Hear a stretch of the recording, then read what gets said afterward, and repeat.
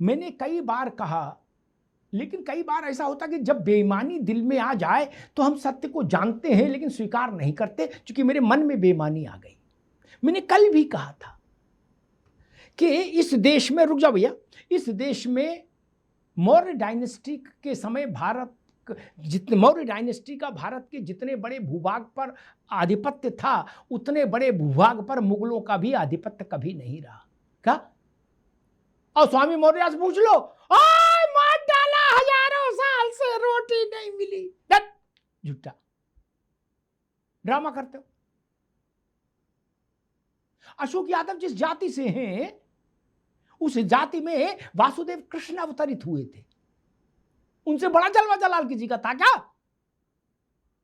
झंडा लिए घूम रहे हैं, अपना घूम रहे हैं, हजारों साल से रोटी नहीं मिली। अरे कौन कह रहा है यार ये फालतू बात? क्यों बोलते हो ऐसा? पढ़ो लिखो, समझो चीजों को। भारत के इतिहास में, और ये लोधी जी आप भी पढ़ो लिखो, अभी तो आपकी उम्र कम है। भारत के इतिहास में कम से कम 100 राजा ऐसे हुए जो आज के ओबीसी और एससी एसटी में हैं, जिनकी जातियां 100 बड़े राजा। और वो पानी नहीं पीते थे, राजा थे लेकिन पानी नहीं पीते थे। यार मजाक की कोई सीमा रखोगे कि नहीं? ये धुआंधार मजाक करते रहोगे? बुद्धि के कपाट खोलकर बात होनी चाहिए।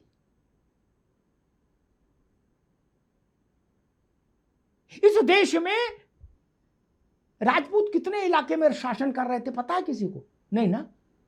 अब बहुत दूर जाओगे तो राजस्थान तक जाओगे। फिर और ठाकुर का कुआं पूरे देश में सबको प्यासा रखे हुआ था। जहां शासन ही नहीं था ठाकुर का, वहां प्यासा कैसे रख लेगा यार? हमको बताओ ना। शिवाजी महाराज ठाकुर थे, ब्राह्मण थे, को क्या थे? बताओ भैया, जोर से बोलो, हाथ उठा के।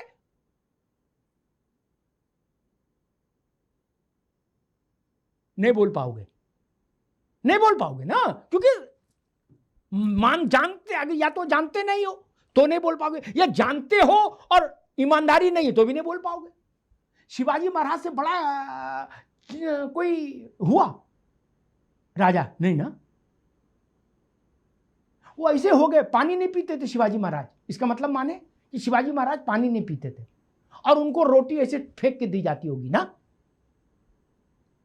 यार कुछ तो लिहाज कर लो मेरे भाई। चाणक्य ने, जिसको भारत का सार्वकालिक महानतम सम्राट बनाया, उससे बड़ा सम्राट भारत ने कभी नहीं देखा अपने ज्ञात इतिहास में। वैदिक काल को उसको छोड़ दीजिए, जब जो पौराणिक कथाओं का काल है, अन्यथा ज्ञात इतिहास में वो किस जात का था लोधी जी आपको पता है? गड़रिया। क्या? मेरे ख्याल से कोई पाल साहब है ना किसी पार्टी के अध्यक्ष, आपकी के बसपा के? अशोक जी है ना, है ना? वो वही पाल थे वो। क्या गड़रिया, अगर मैं सही समझ पा रहा हूं। क्या? वो भी हजारों साल बिना पानी के भारत के सबसे महान सम्राट हो गए। कुछ तो लिहाज करो यार, दुनिया भर में नाक कटाए घूम रहे हो। चंद्रगुप्त कौन थे? उसमें कोई शक है क्या? मैंने कल भी कहा था, आज भी कहता हूं, ऋग्वेद के रचनाकारों में पिछड़े वर्ग और दलित वर्ग की महिलाएं थे, पुरुष थे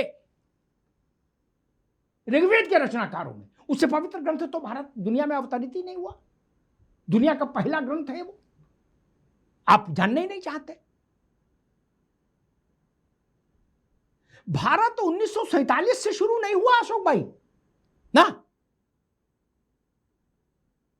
जब भारत का जन्म 1947 में हुआ? नहीं ना। नेहरू जी को सत्ता 1947 में मिली। भारत तो 5000 10,000 वर्ष का अविच्छिन्न प्रवाह है। हमने तो सिर्फ इतनी मांग की कि या तो ये ना बोलो कि जिसकी जितनी संख्या भारी। और अगर ये बोलोगे तो मैं विवेक जी से जरूर निवेदन करूंगा कि पारसी को फिर एलओपी क्यों हो? पारसी मुसलमान हो, दलित हो, ना हो यादव कोई बना दो, उनकी भी संख्या ठीक है। यादव भी राष्ट्रव्यापी पार्टी जाति है, राष्ट्र के हर कोने में है यादव। अशोक जी गलत तो नहीं कह रहा, उतनी समझ में रखता हूं। देश के हर हिस्सों में यादव है। पारसी तो कहीं नहीं है, कितने होंगे? 1-0.5% भी नहीं होंगे।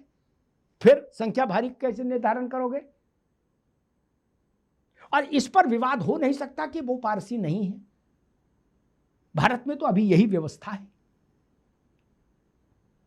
मां कहीं से भी हो, मैंने इसीलिए ये नहीं कहा कि इटली से कोई उनको जोड़ सकता है, नहीं, मां कहीं से हो, पिता की के कुलवंश परंपरा से ही आपकी जाति और धर्म का निर्धारण होगा।